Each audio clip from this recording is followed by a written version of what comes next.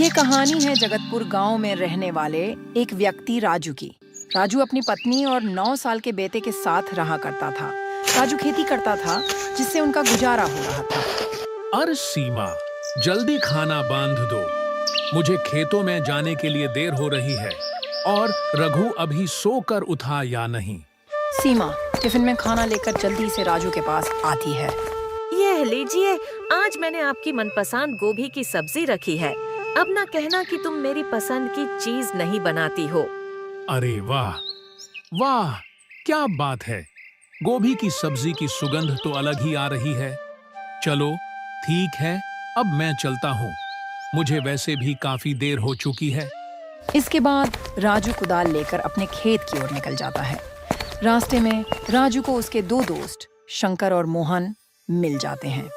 अरे राजू भाई, आज आपको खेतों में जाने के लिए बहुत देर हो गई। क्या बात, भाभी ने खाना देर से बनाया क्या? हाँ भाई, तुम बिल्कुल सही समझे। लेकिन तुम यहाँ खड़े होकर क्या चर्चा कर रहे हो? तुम्हें आज काम पर नहीं जाना क्या? नहीं नहीं, ऐसी कोई बात नहीं। हमें काम पर जाना है, लेकिन इस बार गांव में चोरों की ठंड पड़ने वाली है, तो हम दोनों बस उसी पर चर्चा कर रहे थे। ठंड तो हर बार ही गिरती है, तो इस बार इतनी चिंता करने वाली कौन सी बात है? कहीं तुम दोनों इस बात के लिए चिंता तो नहीं कर रहे कि तुम्हें ठंड में नहाना पड़ेगा? ये बोलकर राजू जोर जोर से हंसने लग जाता है। अरे नहीं राजू भाई, हमें तो ये सुनने में आया है कि इस बार खून जमा देने वाली ठंड गिरेगी। तुम्हें तो पता है, पिछले साल गांव में ठंड की वजह से 5 लोगों की मृत्यु हो गई थी। और इस बार तो पिछले साल से भी ज्यादा ठंड गिरने वाली है। पता नहीं क्या होगा। और हमारे पास इतने पैसे भी नहीं है कि हम मोटे मोटे कंबल और राजे खरीद सकें। मुझे तो बस अपने परिवार की चिंता है। पिछली सर्दी हमने बहुत ही मुश्किल से बिताई थी। पता नहीं इस बार क्या होगा। मुझे तो अभी से ही बहुत डर लग रहा है। अच्छा, तो ऐसी बात है। अभी तो इस समस्या का समाधान मेरे पास भी नहीं है, लेकिन हम इसके बारे में सोचेंगे जरूर। अभी मैं खेत पर चलता हूँ, मुझे बहुत काम है और पहले से ही मुझे काफी देर हो चुकी है। इतना बोलकर राजू खेत की ओर निकाल जाता है। राजू खेत में काम कर ही रहा था कि तभी उसे ठंड से बचने और खूब सारा पैसा कमाने की एक तरकीब दिखाई देती है। इस बार बहुत ज्यादा ठंड गिरने वाली है। सारे गांव का हाल बेहाल हो जाएगा। क्यों ना मैं जंगल से लकड़ियां काट कर जमा कर लूं, और जब कड़के की सर्दी गिरेगी तो मैं उन्हें अच्छी कीमतों पर बेचूंगा। अगर मेरा यह उपाय सफल हुआ तो मेरे पास बहुत सारा धन इकट्ठा हो जाएगा और फिर शायद मेरी गरीबी के दिन भी खत्म हो जाएंगे। फिर राजू कुदाल लेकर वापस घर की ओर निकाल जाता है। कुछ देर बाद राजू अपने घर पहुंच जाता है। अजी, क्या बात है, आज आप खेत से बहुत जल्दी लौट आए। कोई समस्या है क्या, या फिर आपकी तबीयत ठीक नहीं है? अरे नहीं भाग्यवान, मैं जब खेत पर जा रहा था तो शंकर और मोहन से मेरी मुलाकात हुई। उन्होंने बताया कि इस बार गांव में कड़ाके की ठंड गिरेगी। इसी को लेकर मेरे मन में एक योजना आई है कि मैं जंगल से सूखी लकड़ियां काट कर इकट्ठा कर लूं, और जब खून जमा देने वाली सर्दी गिरेगी तो मैं उसे बेचकर खूब सारा पैसा कमाऊंगा। हाँ, आपकी बात तो सही है। हम ये कर तो सकते हैं। मानना पड़ेगा राजू जी, आपका दिमाग तो मेरी जुबान से भी ज्यादा तेज चलता है। हाँ हाँ, ठीक है। अब मैं जंगल से लकड़ियां काटने जा रहा हूँ, और तुम यह बात किसी को भी नहीं बताना, नहीं तो हमारे सारे किए कराए पर पानी फिर जाएगा। ठीक है जी, मैं ये बात किसी को नहीं बताऊंगी। मैं इस बात को खाने की ही तरह पचा लूंगी। राजू कुल्हाड़ी लेकर जंगल की तरफ लकड़ियां काटने निकाल जाता है। कुछ दूर चलने के बाद उसे कुछ सूखे पेड़ दिखाई देते हैं। वाह, क्या बात है, यहाँ तो बहुत सारे सूखे पेड़ हैं। मैं अब लकड़ियां काटना शुरू करता हूँ। फिर राजू रोज जंगल जाता और बहुत सारी सूखी लकड़ियां काट कर लाता। एक दिन सुबह जब राजू कुल्हाड़ी लेकर जंगल की ओर लकड़ियां काटने जा रहा होता है, तभी उससे शंकर और मोहन रोक लेते हैं। अरे राजू भाई, तुम रोज जंगल से बहुत सारी लकड़ियां काट कर क्यों ला रहे हो? अरे भाई, तुम तो जानते ही हो कि मेरी पत्नी को खाना बनाने का कितना शौक है।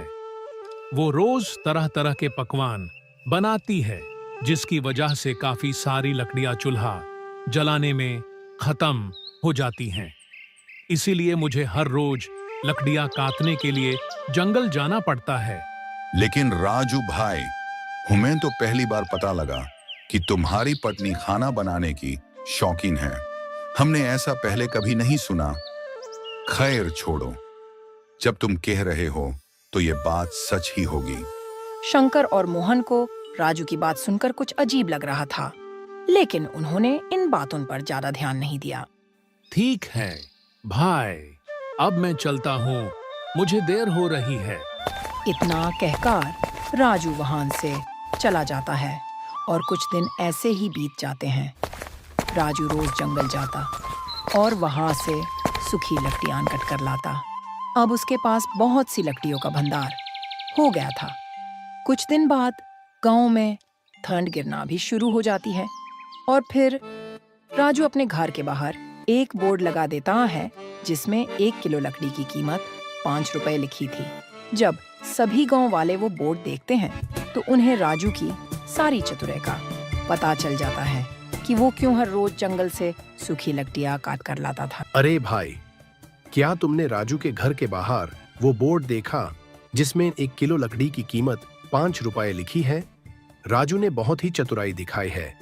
वो जंगल से फ्री में लकड़ियां काटकर हमें 5 रुपए किलो में बेच रहा है। हाँ भाई, तुमने बिल्कुल सही कहा। हर रोज जब राजू जंगल से सूखी लकड़ियां काटने जाता था, तब हम उससे पूछते थे कि तुम इतनी सारी लकड़ियों का क्या करोगे? तब वो रोज कुछ ना कुछ बहाना बना दिया करता था। मुझे तो उस पर तभी शक हो गया था, लेकिन हमें यह नहीं पता था कि वो ऐसा काम भी कर सकता है। अरे, तो अब इसमें सोचने वाली कौन सी बात है?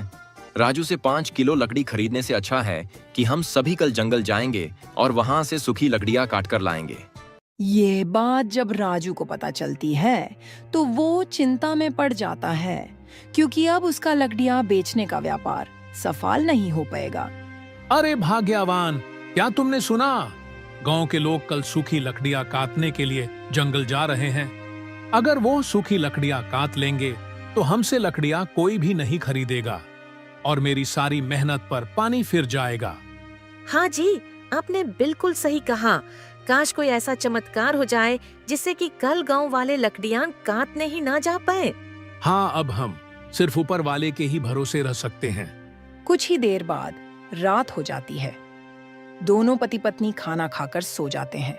उसके बाद बाहर खूब तेज बारिश होने लगती है और बारिश के साथ साथ ठंड भी बहुत बढ़ जाती है। बारिश पड़ने के कारण सारे पेड़ पौधे भीग जाते हैं, जिसकी वजह से जंगल में एक भी सूखी लकड़ी नहीं बचती। सुबह होने तक बारिश रुक जाती है।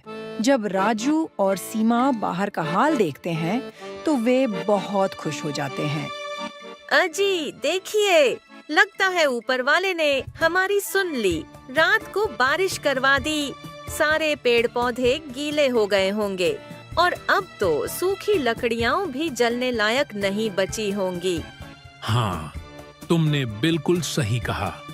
गांव वालों ने अपने आप को बहुत ही बुद्धिमान समझा था, लेकिन उनकी सारी बुद्धिमानी धूल में मिलकर रह गई और अब मैं लकड़ियां 5 रुपए किलो बेचने के बजाय 10 रुपए किलो बेचूंगा। नहीं नहीं, आप 5 रुपए किलो ही लकड़ियां बेचो। अगर हम 10 रुपए किलो लकड़ियां बेचेंगे तो यह सीधे सीधे लोगों को लूटना हो जाएगा। ऊपर वाले ने हमारी मेहनत को बचाने के लिए बारिश करवाई और अब आप इसका गलत फायदा न उठाएं। मेरी आपसे विनती है कि आप लकड़ियों का दाम 5 रुपए किलो ही रखें। मैं लकड़ियों का दाम 5 रुपए किलो ही रखता, लेकिन गांव वालों ने अपनी चतुराई दिखाकर अच्छा नहीं किया और रात को जो बारिश हुई वह ऊपर वाले का संदेश था कि गांव वालों को सबक सिखाया जाए। इसलिए मुझे तुम्हारी राय की कोई जरूरत नहीं है। मैं लकड़ियां 10 रुपए किलो ही बेचूंगा। अपने पति की यह बात सुनकर सीमा को बहुत दुख होता है। राजू अपने घर के बाहर लगे बोर्ड को बदल देता है और उसमें 10 रुपए किलो लकड़ियों का दाम लिख देता है। यह देखकर गांव वालों को बहुत गुस्सा आता है, लेकिन वे कुछ नहीं कर सकते थे। देख रहे हो मोहन, जब सर्दियां कम थीं, तो यह 5 रुपये किलो लकड़ियां बेच रहा था, और जैसे ही सर्दियां बढ़ीं, तो इसने अपनी लकड़ियों के दाम भी 10 रुपये किलो कर दिए। तुम्हारी बात बिल्कुल सही है शंकर भाई। हमने जंगल से सूखी लकड़ियां काटने का विचार किया था, लेकिन रात में ही बहुत तेज बारिश हो गई, जिसके कारण सारी सूखी लकड़ियां गीली हो गईं। ऐसा लगता है जैसे भगवान भी राजू के ही साथ हैं। अब हम चाहकर भी कुछ नहीं कर सकते, और अब हमें लकड़ियां चाहिए तो हमें राजू से ही 10 रुपये किलो लकड़ियां खरीदनी पड़ेगी, क्योंकि आग ही हमें इस जानलेवा ठंड से बचा सकती है। फिर सभी मायूस और लाचार होकर बची कुची लकड़ियों से आग तापते हैं। दूसरी तरफ राजू का लकड़ियां बेचने का व्यापार बहुत ही अच्छा चल रहा था। सभी गांव वाले उसी से सूखी लकड़ियां खरीद रहे थे और उसकी बहुत अच्छी आमदनी हो रही थी। धन के साथ साथ उसके अंदर घमंड भी आ गया था। अगले दिन राजू को किसी काम से दूसरे गांव जाना था। अगली सुबह राजू सीमा से कहता है, मेरी बात ध्यान से सुनो। मैं किसी जरूरी काम से दूसरे गांव जा रहा हूं। लकड़ियां बेचने का काम आज के लिए तुम संभाल लेना, और याद रहे, किसी को भी मुफ्त में एक भी लकड़ी का टुकड़ा मत देना। आप लोगों पर इतना अत्याचार कर रहे हैं, मुझे यह बिल्कुल भी ठीक नहीं लग रहा। अभी भी मौका है। हमें पैसे कमाने के साथ साथ दुआएं भी कमानी चाहिए। आप मेरी बात मान लीजिए और लकड़ियों की कीमत कम कर दीजिए, ताकि सभी इस जानलेवा ठंड से बच सकें और हमारा भी थोड़ा मुनाफा हो जाए। अब मेरे दिन इतने भी कमजोर नहीं हैं कि मैं तुम्हारी बातें सुनूं। बस मैं जितना बोलता हूं तुम उतना ही करो। तुम्हें अपना दिमाग चलाने की कोई जरूरत नहीं है, नहीं तो अच्छा नहीं होगा। अपने पति की इतनी कड़वी और क्रोधजनक बातें सुनकर सीमा इसके आगे कुछ भी नहीं बोल पाती, लेकिन वह मन ही मन यह समझ जाती है कि विनाश की घड़ी अब नजदीक है। इसके बाद राजू दूसरे गांव की ओर निकल जाता है। घर में अब उसकी पत्नी और 9 साल का बेटा ही था। सीमा घर के बाहर बैठकर आग ताप रही थी और उसका बेटा रघु अंदर खेल रहा था। रघु को बहुत ठंड लग रही थी और वह अभी बहुत ही नादान था। मुझे कितनी ठंड लग रही है। माँ तो बाहर आग की गर्मी ले रही है। यहाँ जो पिताजी ने सूखी लकड़ियां रखी हैं, मैं भी उनमें आग लगाकर आग ताप लेता हूँ। रघु बहुत ही नादान था। उसे यह नहीं पता था कि एक लकड़ी में आग लगाते ही सारी लकड़ियां जल जाएंगी। रघु एक लकड़ी में आग लगा देता है।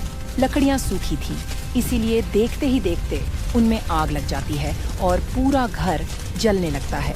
सीमा बाहर खड़ी होकर रोते हुए सिर्फ तमाशा देखती है, क्योंकि घर के अंदर जाने का कोई भी रास्ता नहीं था। पूरा घर भयंकर आग की चपेट में आ चुका था और कोई भी गांव वाला आग बुझाने नहीं आया। रघु भी जलकर मर जाता है। कुछ घंटे बाद घर जलकर राख में बदल जाता है। जब राजू घर वापस आता है तो सीमा उसे सारी कहानी बताती है। यह सुनकर राजू रोने लगता है और उसे अपने किए की सजा मिल जाती है।